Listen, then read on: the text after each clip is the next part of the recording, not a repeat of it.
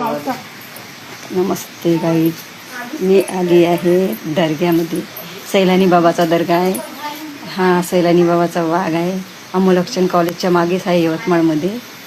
पण काही जणाला माहीत नाही इथं दर्गा आहे म्हणून. खूप छान आहे, रम्यवयीन वातावरण आहे, शांती असं शांत वातावरण आहे. खूप चांगलं वाटतं. ते झाडं आहे, हिरवेगार जंगल आहे. खूप असं रम्य वातावरण वाटत आहे.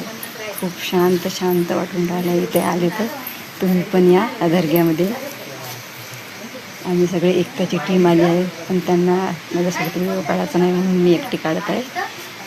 म्हणून तुम्हाला सांगते खूपच छान आहे. आम्ही आलो आहे इथे सगळे, तुम्ही पण या.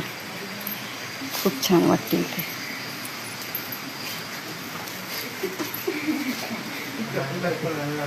बाय.